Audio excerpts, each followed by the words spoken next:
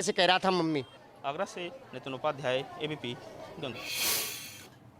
और इस वक्त बड़ी खबर लखनऊ से है, जहां पर आईपीएस अफसरों की संपत्ति की विजिलेंस जांच होगी। सीएम योगी ने जांच के निर्देश दिए हैं और आपको बता दें कि 2 आईपीएस अफसरों पर कार्रवाई हुई है, निलंबन की, महोबा के एसपी और प्रयागराज के एसपी, जिसके बाद अब एक और बड़ा फैसला हुआ है और सीएम योगी ने आईपीएस अफसरों की संपत्ति के जांच के आदेश दिए हैं। विजिलेंस जांच करवाई जाएगी। सीएम योगी की तरफ से निर्देश दिया गया है। 2 दिन में 2 आईपीएस अधिकारियों को निलंबित किया गया, महोबा के एसपी को, उसके पहले प्रयागराज के एसपी को, और इसके बाद अब सरकार ने फैसला ये लिया है कि जो आईपीएस अफसर हैं उनकी संपत्ति की विजिलेंस जांच होगी और भ्रष्टाचार के खिलाफ एक और बड़ा फैसला योगी सरकार की तरफ से लिया गया है। तो बड़ी खबर लखनऊ से है, जहां पर आईपीएस अफसरों की संपत्ति की विजिलेंस जांच करवाने का फैसला लिया गया है। सीएम योगी ने जांच के निर्देश दे दिए हैं। और आईपीएस अफसरों की अगर हम बात करें तो 2 जिले के एसपी निलंबित हो चुके हैं, प्रयागराज और महोबा। यहां पर भ्रष्टाचार के आरोप में 2 आईपीएस अफसरों पर कार्रवाई हो चुकी है। दोनों के हाथ में जिले की कमान थी और अब योगी सरकार ने फैसला किया है कि जितने भी आईपीएस अफसर उत्तर प्रदेश में तैनात हैं उनकी संपत्ति की विजिलेंस जांच करवाई जाएगी।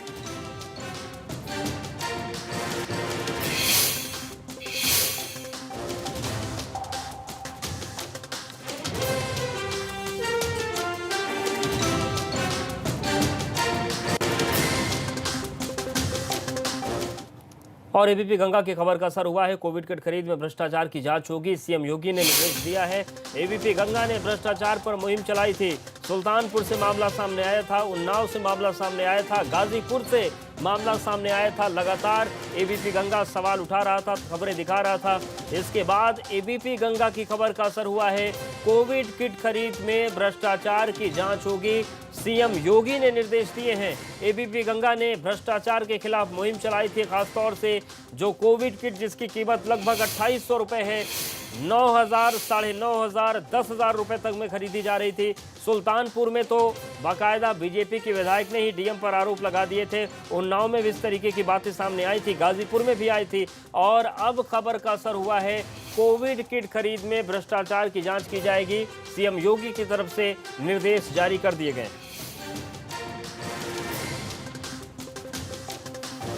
और अनुभव हमारे साथ जुड़ गए। अनुभव, किस तरीके से ये जांच होगी और क्या कई जगहों से लगातार जो खबरें आ रही थी भ्रष्टाचार की, उसको देखते हुए ये फैसला लिया गया है? देखिए, बिल्कुल।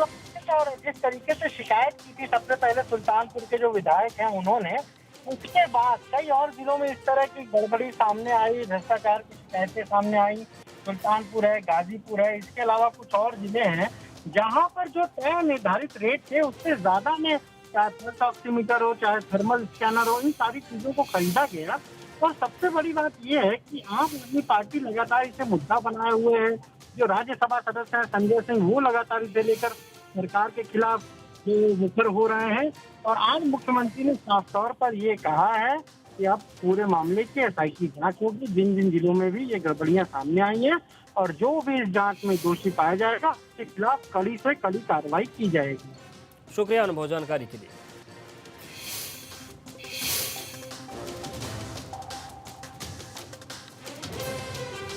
तो एबीपी गंगा की खबर का बड़ा असर हुआ है। कोविड किट में भ्रष्टाचार को लेकर सरकार ने जांच करवाने का फैसला कर लिया है और कोविड किट खरीद में भ्रष्टाचार की जांच होगी। आपको बता दें कि मामला ये था कि 2800 रुपए की कोविड किट जो है उसको 9,000 से लेकर 10,000 रुपए तक में खरीदा जा रहा था।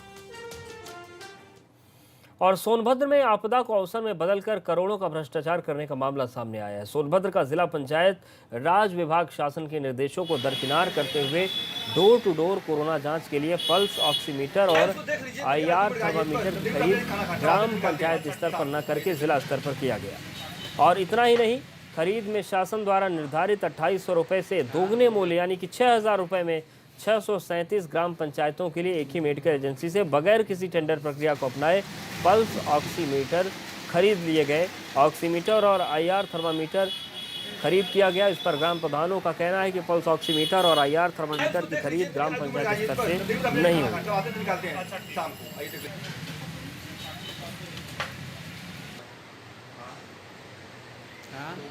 तो आपको बता दें कि सोनभद्र से भी मामला सामने आ गया है। इससे पहले सुल्तानपुर से मामला सामने आया था, गाजीपुर से मामला सामने आया था और उन्नाव में भी इस तरीके की तस्वीरें सामने आई थी। और घोटाला और भ्रष्टाचार सोनभद्र नहीं बल्कि उन्नाव में भी जारी है। यहाँ पर कोरोना जैसी महामारी ने बड़े बड़ों को जीवन और मानवता का संबंध सिखा दिया। वहीं जिले में DPRO आपदा की घड़ी में भी खेल से बाज नहीं आ रहे हैं। अफसरों ने ग्राम पंचायतों में पल्स ऑक्सीमीटर और इंफ्रारेड थर्मामीटर में शासन से तय 2800 रुपये से अलग 3 गुना तक खरीद को अनदेखा कर दिया।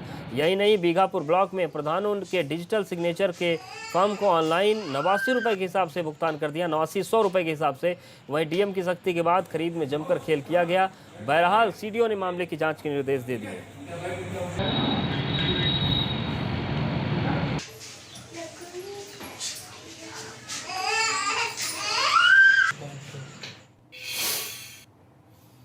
और औरैया में एक बुजुर्ग व्यापारी की बेरहमी से हत्या कर दी गई। इस हत्या के बाद इलाके में दहशत का माहौल है। ऐसा आरोप है कि लाखों रुपए के लेन देन के विवाद में दिव्यापुर के रहने वाले कैलाश दीक्षित और उनके परिचितों कुंवर बहादुर और उसके 2 साथियों ने हत्या की। फिलहाल पुलिस ने व्यापारी के शव को पोस्टमार्टम के लिए भेज दिया है। वहीं 2 लोगों को हिरासत में लिया गया जिनसे पूछताछ की जा रही है।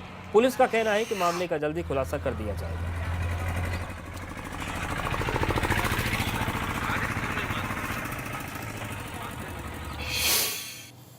और 12 सितंबर से गोरखपुर जंक्शन होकर चलने वाली 5 स्पेशल ट्रेन के टिकट आज से मिलने शुरू हो गए हैं। इन्हीं टिकटों के लिए सुबह से ही टिकट काउंटर पर लोगों की भीड़ दिखी।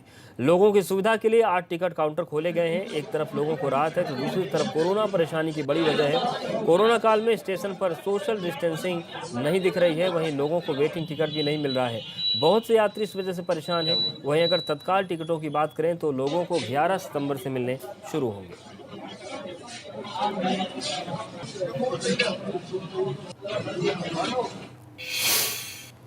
बहराइच जिले में घाघरा नदी का कहर थमने का नाम नहीं ले रहा है। बाढ़ के बाद अब घाघरा नदी की कटान ने कहर बरपाना शुरू कर दिया। यहाँ की सैकड़ों बीघा जमीन कटान की भेंट चढ़ चुकी है। घाघरा की लहरों में सैकड़ों किसानों के खेत, गांव को जोड़ने वाले प्रमुख मार्ग पर बना पुल भी जलमग्न हो गया। जमीन और पुल के जमीन दोस्त हो जाने से सैकड़ों लोगों का आवागमन प्रभावित हुआ है। ग्रामीणों का आरोप है कि शासन प्रशासन द्वारा कटान को रोकने के लिए कोई भी ठोस कदम नहीं उठाए जा रहे हैं।